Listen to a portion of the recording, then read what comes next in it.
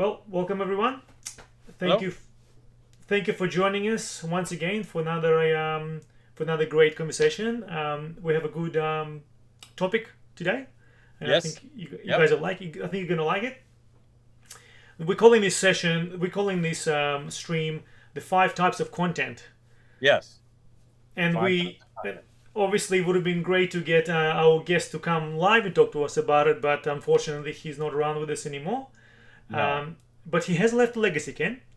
Yes, he has. Yes, he And, has.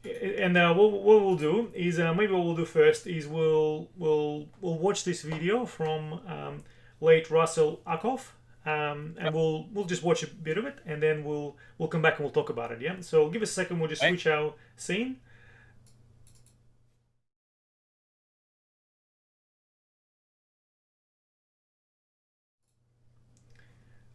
All right. Let's play this game. Okay. Here we go. You see, there are five types of content in the human mind: data, information, knowledge, understanding, and wisdom. It's a hierarchy. There's an old academic aphorism which says an ounce of information is worth a pound of data. An ounce of knowledge is worth a pound of information. An ounce of understanding is worth a pound of knowledge. An ounce of wisdom is worth a pound of understanding. That makes an ounce of wisdom about 42,000 ounces of data, you see. The point is that data, information, knowledge, and understanding are all concerned with increasing our efficiency. How can we more effectively get what we want? Wisdom is concerned with effectiveness. And it's only fairly recently we've come to understand the difference between them. We used to use them synonymously. The best distinction I'm aware of is one that was made by Peter Drucker when he said there's a difference between doing things right and doing the right thing. See, doing the right thing is wisdom, effectiveness. Doing things right is efficiency. Now, the curious thing is the righter you do the wrong thing, the wronger you become. If you're doing the wrong thing and you make a mistake and correct it, you become wronger. So it's better to do the right thing wrong than the wrong thing right. See? So we're now questioning. It turns out that almost every major social problem confronting us today is a consequence of trying to do the wrong things righter. So instead of looking at the efficiency with which we're pursuing our objectives, we're beginning to re-examine the objectives. Would you like an example? Okay.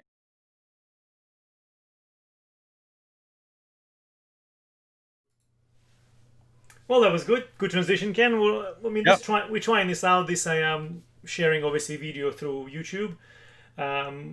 It's a way of doing it. If this Yep. doesn't work and it takes too long, we'll review this post, and we might switch to some other way of doing it. But this is the first time we've done this, so this is exciting. Yep. So, what are your thoughts on that one as you watch it? We obviously have seen it before, but every time we watch it, we find something new in it. What do you think? Well, the thing that's really interesting is that when we're talking about artificial intelligence, we have the dealing with data, and we have the transfer of information. But those other levels that he mentioned, okay, where we have knowledge and we have understanding and we have wisdom, those are the areas that really are missing in the artificial intelligence that people are working on these days. Okay, and being able to have a system that can handle all of those five types of content of the mind is really what synthetic intelligence is looking to achieve, and what we're working on. So it might be good to look at the difference between all of these things so that people really understand what they are. Yeah, I believe so, Ken. I think it's been it's very easy to get kind of stuck in one or the other perspectives of this. And I think it's good for us to review it. I agree with you. I definitely see that the information and data that gets kind of transmitted to us by AI systems. That what makes them appear intelligent, right? Maybe it only makes it appear intelligent to us because we understand what they're trying to convey. Yes. But Yes. if you have something like for example, a dog looking at something that on screen that an AI has made, it might not know anything about it. It'll just go, okay, I got nothing for this, right? So, Yeah. so you're totally right. I think I like that notion that, yeah, it's really on the beholder who has to perceive something as knowledgeable and be actual knowledge to them before actually otherwise it's just normal information. So yeah, maybe let's have a chat. Let's have a talk about his definitions of efficiency. So you mentioned actually four things that goes into efficiency space and how Hmm. we get things more effectively. And the first one is obviously data. Yeah. Yeah. Well, being computer scientists and software engineers as we are, we deal with data all the time. And data is just numbers. It's just strings of information, but it's not really information unless it gets transferred, okay, to someone else, because you inform by transferring data from it where it's written or where it's being stored into someone's mind, and that is how it becomes information, is when you become informed about something. Because you could just have a big list of numbers, right? Hmm. Just a bunch of numbers listed in a column, and what is it informing you of? You have to know what those numbers represent. So you see how we're using the word know, so that's knowledge, and the informing is what those numbers are going to be informing you of. If someone tells you that those are temperatures for a place, then what it informs you of is that place has an average temperature that can be calculated by all those numbers, and it's also informing you as to what the temperature range is and all of that. Now, what that actually means, okay, Hmm. what is the knowledge that's there? The knowledge is, once it's informed to you, you now know what those temperatures are. But do you actually understand? Like, like if you took an AI system or an SI system and it saw temperatures, but it didn't realize that what the normal temperature is for human life, Yep. right? And that a person, let's say after 106 degrees Fahrenheit, it would actually start to really suffer. I think it's Okay. 43 for Celsius for people on this side of the Yeah. hemisphere. Yeah. Yep. Yeah, that could be that. I mean, that's like some of the places on the earth are like 40 degrees Yeah. Celsius, right? Yeah. And Plus 50 that's in like the a, Arab yeah, Emirates. Yeah. yeah. So if the AI system sees that the temperature in a room is 80 degrees Celsius, Yeah. right, and there's people in there, does it understand that that means that those people are going to die? Yeah. That it doesn't. See, that's the difference, right? Is that it can know a fact, it can know the situation that it's been informed on, but it doesn't actually understand what that means, what the ramifications are. So um, that also goes to the issue that there's several different types of understanding, right? Like, Mhm. you can understand how something works, but you don't necessarily understand what it does, or the inverse, you understand what it does, but you don't understand how it does it. Yep. So understanding is really where you're linking a lot of thoughts together in order to paint a bigger picture, Yeah. right? Yeah. Yeah. So I think when he's talking about efficiency, he's speaking specifically in his realm of manufacturing efficiencies, business, and all of Mm-hmm. that. But what we're talking about is more generic than that, and we're actually looking at it and saying that, understanding is where you start putting together the who, what, where, when, Mm. why, Yep. how much, how many, and you start adding all that together and linking it, and it gives you an understanding of the bigger picture. Yeah. I'm also interested to know, only to know, but I guess I always think of the aha moments, right? When you, Yeah. when you do things, and at some point you'll basically have, an aha moment. Will just basically you connect these two things that could be unrelated or somehow related until you knew it, and then you actually had an aha moment, like all the great discoveries. Archimedes, for example. Yeah, I played that when I was in a primary school in a play. I was the Yes. Archimedes, and I was in the bath, and I Yep. had an aha moment. Yeah, obviously it was pretty obvious to me what I was aha about, right? Because I knew what it was. But obviously, back in the old days when this Yeah. was Yeah. discovered, the volume, the mass and volume, yeah, that was. So I suppose, what do you think of evolution for us? Yeah, I definitely think that having an SI system to be able to have aha moments will be pretty interesting. Yeah. I guess whether it feels the emotion of an aha moment is going to depend on whether it has the mechanisms to do Yeah. that. Okay. And that's like we've already covered emotions in 2 sessions from a theoretical perspective, but not from an implementation perspective. Yep. And so we will most likely do that at some point, at least cover it generally. Okay. But as far as having aha moments, meaning that there is a connection that can be made that actually unlocks a whole different set of understanding. Okay. One of the things that can happen there is that if you have a thing that the SI system is looking at, right?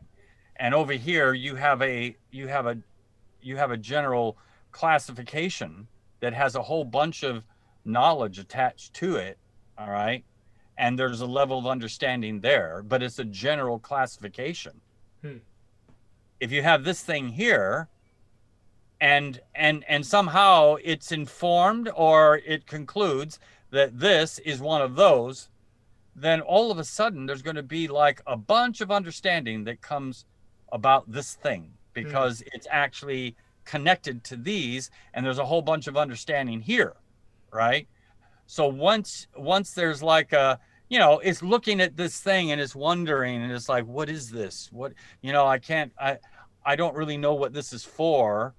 And then somebody says, oh, it's actually one of these, right? Now all of a sudden it's like, oh, now I get it. This is one of those, which means I can do this and this and this and this and this and this and this with that, right? And it's great. So that's an example of how an aha moment happens, right? When there's a connection made, when you're trying to solve a problem.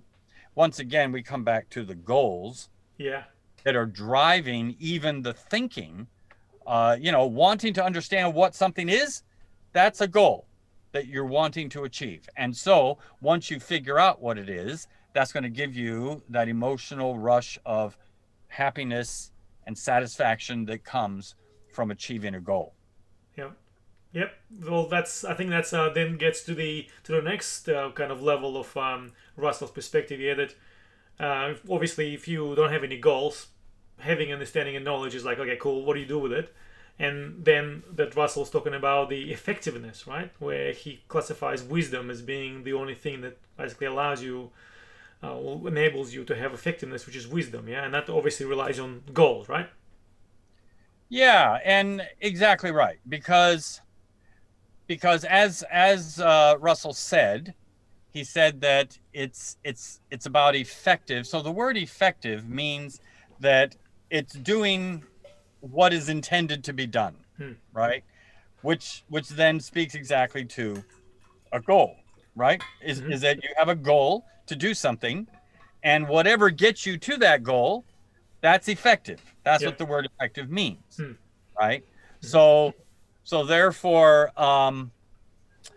wisdom, like he said, is doing the right thing, because you can do things right, right? And if you want to make them more efficient, you do them more righter, as he said. Okay, using bad English, but I understand it like that's okay.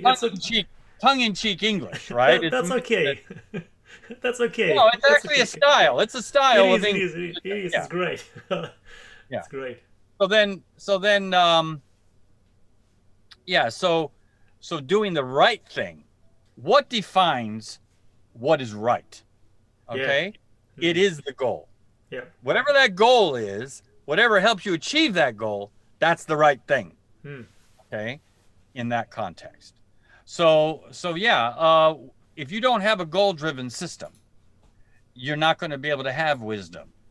Yeah. But if you do have a goal-driven system, then you can have wisdom.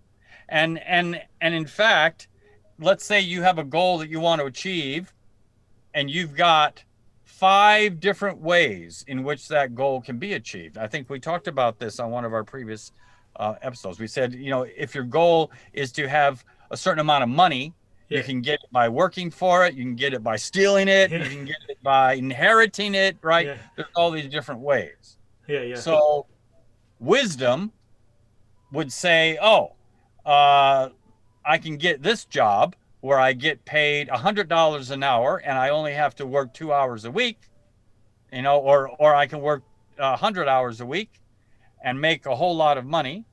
Or I have this job over here that pays a minimum wage and I have to, and I only get a few hours every week. They won't let me work any longer, right? So then you've got these 2 ways, and this way will take 50 years to make a certain amount of money. This way will take 6 months. Yeah. So then the wisdom would say that unless there's a compelling reason not to, you do the one that gets you the furthest distance in the shortest amount of time, right? Yeah. So that would be doing the right thing, doing the best thing at the best time, right? That all is really what a wise system would do. So if we're looking at a synthetic intelligence system, we want it to be goal-driven, and we want it to be able to ascertain options in the goals as to which way to proceed, be able to evaluate, was that actually a good decision to make? And I think that whole decision-making, goal handling, goal processing, goal deciding, if you have conflicting goals, how do you decide which one to do? All of those things fall under that category of using wisdom. Okay, that's what wisdom is. And I'll just add this. That's why wisdom is typically associated with old age, okay, or having a lot of experience. Why? It's because experience allows you to make mistakes to figure out what doesn't work. Because if you have a whole bunch of choices on how to do something, you might have 80% of them don't work. 20% of them do. So you need to be able to have those failures to be able to tell. The light bulb, Thomas Edison tried over 6,000 different substances and found out they didn't work before he found the one that did work. So he was very wise about that subject of light bulbs, and he knew exactly what worked and what didn't. So I totally agree on that, Ken. I suppose we're gonna be diving into the goal mechanisms in our next episode. Yeah, so I'm looking forward to getting into way more detail into it. I mean, I think it's a great thing. But one thing I'd like to even talk some more about is now maybe emotions, right? So I think we've had a bit of a discussion about goals, right? And we had hinting on a bit of emotions, and how do emotions coming into it? I mean fundamentally, right? For us, our previous sessions were about talking about emotions and feedback, but I suppose emotions now starting to kind of heavily impact onto the goals, right? And they provide drive for those goals. And I suppose this will be a connection for our viewers that there's emotions. Well, what do they do? Like, how does emotion transfer into a goal, and how does it fuel that? Well, as we said, and if you haven't watched the previous episodes, especially on emotions, there's 2 of them. I would suggest doing so, because we really dive into the factors that generate emotions. And one of the things that that really is critical is that goals and emotions are intrinsically connected, okay, to each other. Because you have to ask yourself, how does a person set their goals? Okay, and that has to do with what they value. What they value is going to be based on what they pursue, okay, what they would like to achieve. And so all of that is that the emotions come off of that and give feedback so that goals can be adjusted, right? Mainly, if you have a goal that you've set and you are seeing that your mind is seeing that you're going to be able to achieve it, and it's a goal of achievement, which we defined previously as this is something that you want to accomplish, right? That if you can achieve that, what you're wanting to accomplish, this will give you a feeling. And we identify that feeling as happiness or satisfaction or pleasure. Okay, those are the feelings that are associated with achieving a goal of achievement. Now, there's also the goals of avoidance, which we covered previously as well, and those have to do with really that if you look like you're going to fail at that, it's going to give you a sense of fear, right? And so when you have fear, you want to be able to set a goal to get rid of that fear, right? And so that's how the emotions cause you to set goals.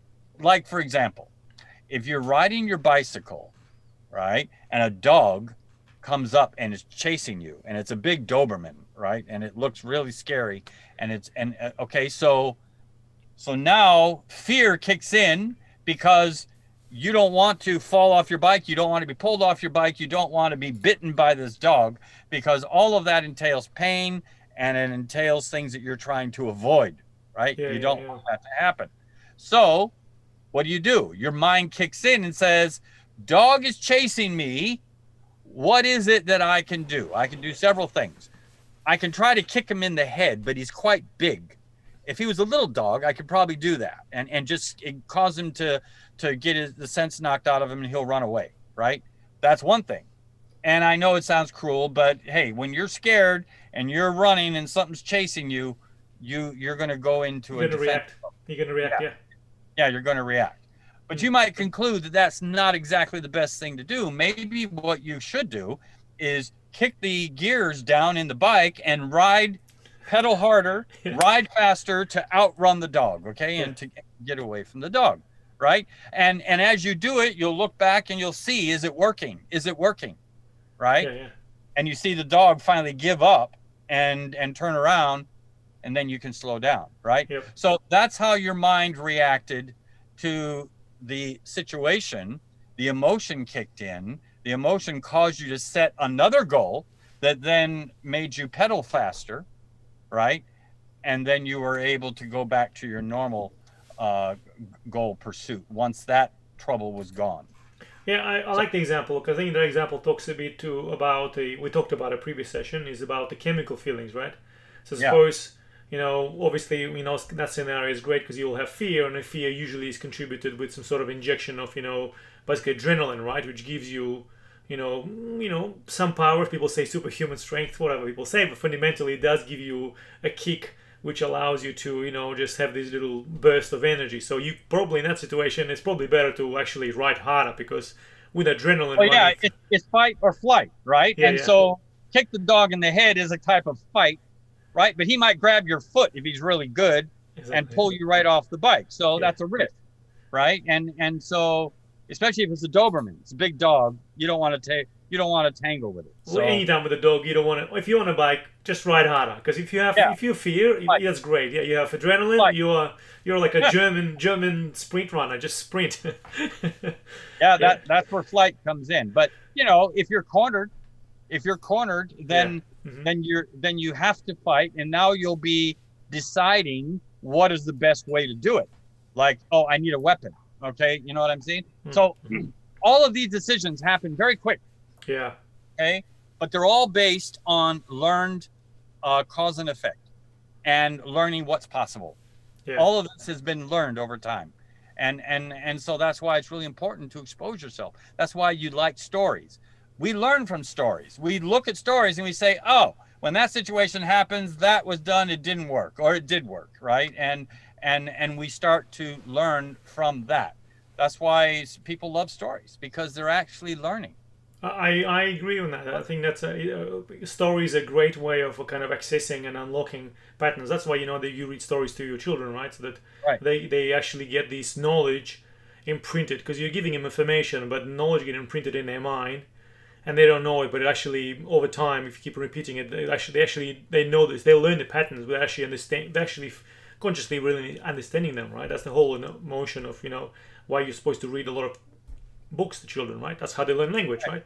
Right. The way language is learned is you just keep on repeating words, and eventually child just makes the connections, right? And then they say one word, and they say two and a three, and then it just explodes after that. Exactly. Yeah. So this is why we in the system that we're working on, we have a thing called the causality graph that actually shows this action can cause that or that or that. And then we have the goal matrix, which is a subset of the causality graph that actually sets goals.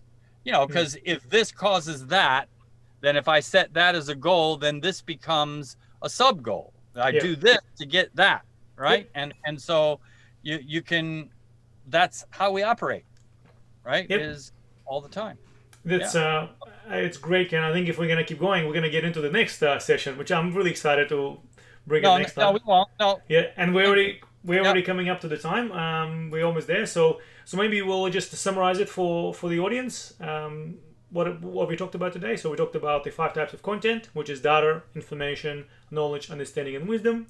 And fundamentally, these are the things that we believe that every artificial intelligence system tries to do, but they obviously stop at information and some partial knowledge. Understanding is something that has been kind of a struggle for AI systems. Hence, they hasn't been so useful. I think you can look at the IBM's Dr. Watson, right? They're trying to build a tool to be useful to the doctors, but it didn't turn out so well, right? And that's probably because the understanding would have been very different, because the doctors, physical doctors do have quite a lot of understanding, and they rely on a lot of knowledge. So I suppose if they maybe positioned that as a helper to the doctors, maybe that would have been better, because they would have just stopped at providing information to the doctors, right? But then that's just basically advanced version of Google. Yes. And then understanding is about be able to connect thoughts together, and wisdom is about be able to over time learning new things and be able to make the right decisions, right? Because you don't want to do the so it's connecting the understanding to the goals, right? And applying it to, like, this is the background information we need to achieve the goal. Yeah, and in one of the goals that all of our viewers do, they have a goal of basically subscribing and pressing the button, and that always get activated because you get this fear that you miss out on something great. So you usually just click the button. Yeah, and that's one motivation that some people respond to, but there's other people who love to do the thing that they're told not to do. So that's why I always like to tell people, do not push that button. Yes, and don't press the little notify button, because that's especially when you press all, that's just your dreams come true. Yep.